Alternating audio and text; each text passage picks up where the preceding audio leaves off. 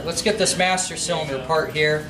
What our goal is to get down into this plunger here, and you can see this thing's pretty nasty, right? So first off, you know it's been leaking.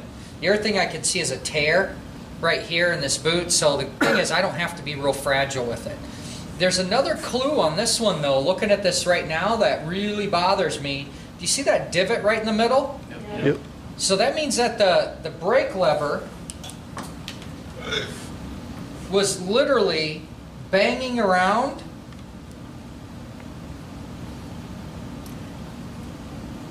this way, and this screw was banging against that, so it means that there was probably an excessive amount of free play in here, and so this was able to sit and vibrate and bang the end of that piston. When we do our rebuild kit, we get a new one, so we don't have to worry about it, but that's a reason you want to have this set up. If you have an excessive amount of play here, when the customer grabs the brake, do you see the delay? Yeah. So that's what this adjuster is we can set that, and there's a specification in the manual. So we're going to take a look at this, and I'm going to try and see what I could do to get this thing apart. One thing we've done is we printed the microfiche.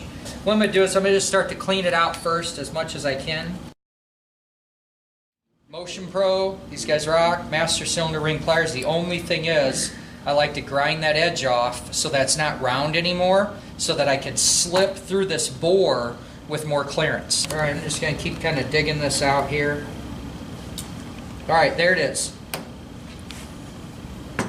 So this rubber, this is more like a dust seal. It's not a fluid seal.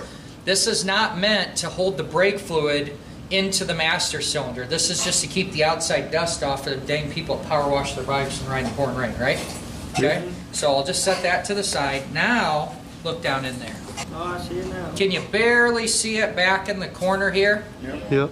Now that I know where the ears are, I'm going to get this stable like so. Okay, watch it.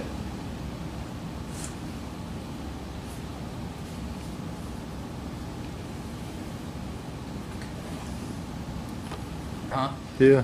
And this is something I always recommend, is that you lay your stuff out just like your parts fish. So you can see here the way the parts fish is laid compared to where my master cylinder is. I have to hold it like this right now, so that I have the master cylinder in the same position. I pull my piston out. There's my dust seal. There's my snap ring, and I should have another piece. This is the one that'll stick a little bit. I got it. When you get a rebuild kit, they don't install the seals. I'm gonna have you guys get to this point here, but let's take a look at this wrapper here. So I'm kind of doing an inventory of pieces here, whatnot. I've got that spring, and you know the spring's tapered.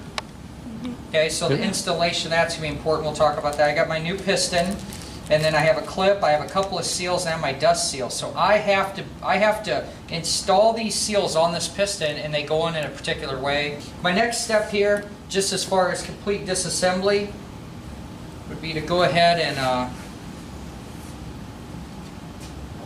get the cap off. Here's something I will recommend. See the Yamaha logo? Yep. So this is the back of the bike. This is the handlebar side. This is where you lever. It's common that this needs to face you. I want to make a point here that it fits either way. Okay? So think about that attention to detail on that. So let's take this apart. You're going to see what's going on here. This one's stuck. So here's our reservoir. We've got these two holes in there.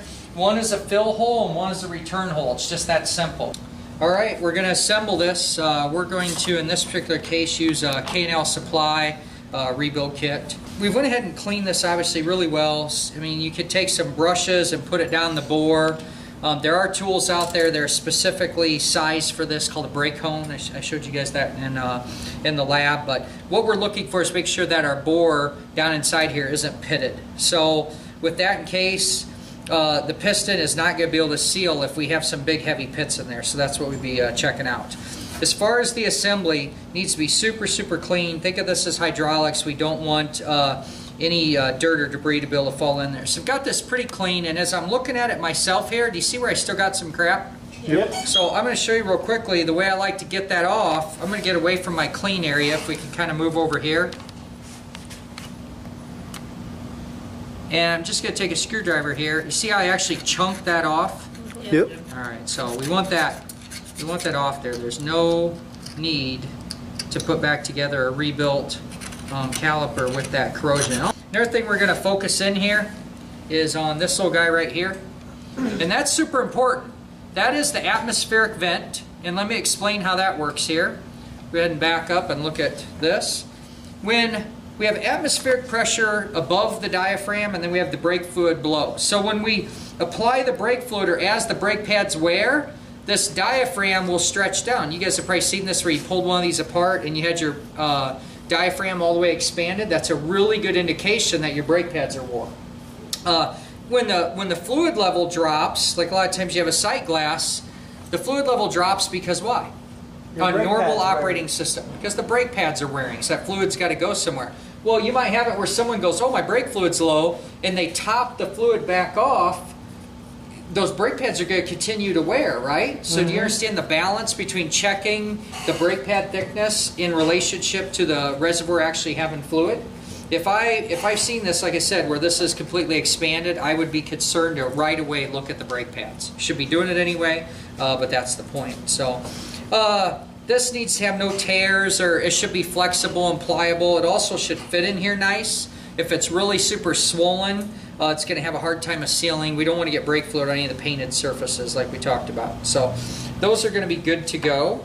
And then this is the part where it gets slightly tricky as far as the assembly of this. And I'm going to go ahead and I'm going to lay out the pieces that I took apart. And what I could do here is I can model this and put this back together. Obviously pretty easy.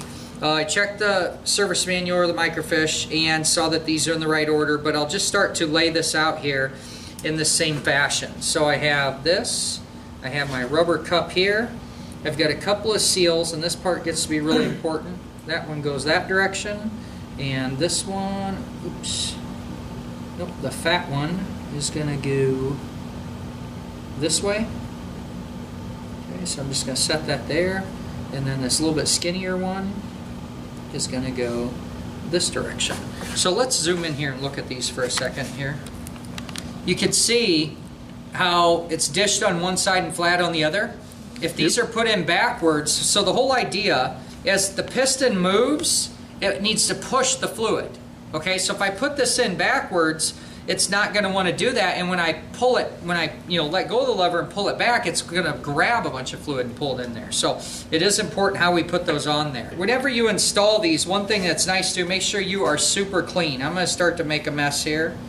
What I want to do is I'm going to take fresh, clean brake fluid and coat these rubber seals. So what I got to do is I got to be able to stretch these around this piston. So I'll go ahead and I'll just start with this guy here. I don't want to try and drag it all the way across these threads here, if you will. I want to try and cause the minimal amount of stress. So on this thin one, I've got this good and lubed up, and I'm going to try and just put some pressure on here, and I'm going to try and walk it around. With it being lubricated, you can see here, obviously, it's a little tricky, isn't it? Yep. Okay, so I got that one on there. Watch this important part of this, okay, is make sure you rotate that. You see how that's free on there? If that didn't fully lip on there, it's going to fail. The first time you put it in, it's just going to fold over. So this is good and secured on there. Make sense? Yep. All right, I'm just kind of double checking here. This one here. So I'm going to keep that in that same shape. And now what's going to happen is it's going to want to catch on that first one. So what I'm going to do a little trick here. Watch what I do here. I'm going to take and put my pick through here. I want the pick to make sure I'm way over here because I'm going to use it to stretch it. Does that make sense? Yeah. Yep. Okay, so let me see if I can do this and film this at the same time.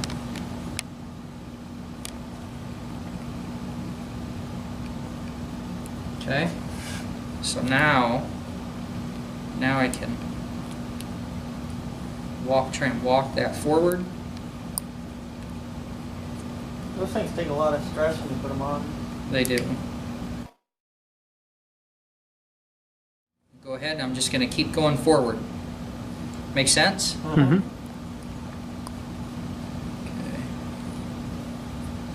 also got to make sure it doesn't roll on me, right? Yep. Okay, sounded good. Did you hear it kind of snap? Yep.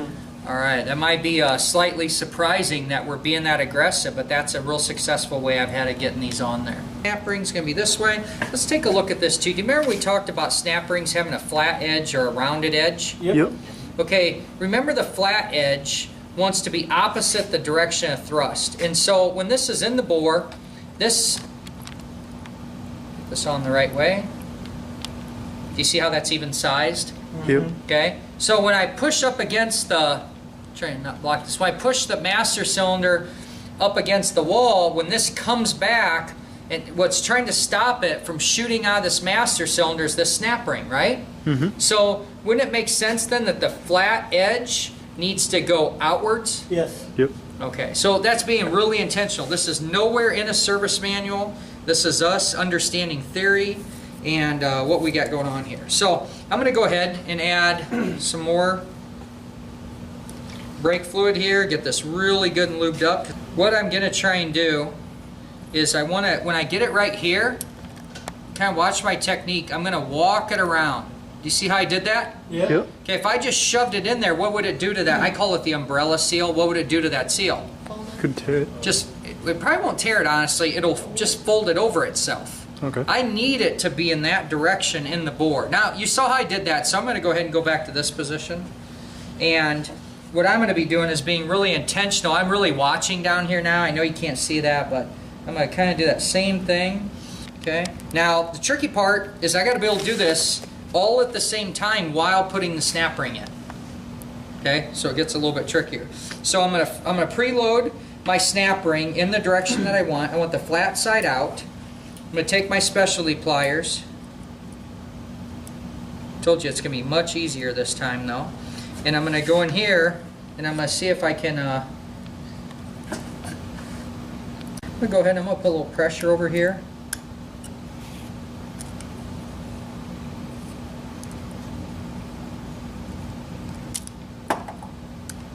See here. Seems like it's good, right? Yep. But I'm going to go ahead and get in here, and we know the trick of snap rings. Let's back up and look at this. I want to be able to put a little bit of pressure in here and kind of rotate it around to really verify that I'm in my groove. So I'm not crazy. Let's see if we can get in there and see this. Okay, can you see where there's that gap back there? Yeah. On the bottom? Is that snap ring in place? No, it is not. If I don't fix this, I'm going to have problems. So I'm going to have to fix this from above. I don't know if you guys could hear that click. Mm-hmm. Ooh, hear that click? Yep. So what I'm doing is I'm just giving a little side pressure. I think we got a winner now. What do you think now? Nice, good. All the way around, right? Yep. And look how the eyelets are in there better. Watch our next video, and I'm going to prove how you can test this master cylinder on the bench, that it has the ability to build pressure without putting it on the motorcycle first. This verifies your work of your rebuild and saves you time if something's wrong. If you like what you see here, would you please share it? I'd love you to keep my platform going here on technical education and the ways to be great in your craftsmanship. So keep on wrenching, and we'll see you again in the future. Thanks for being a subscriber and follower of the channel.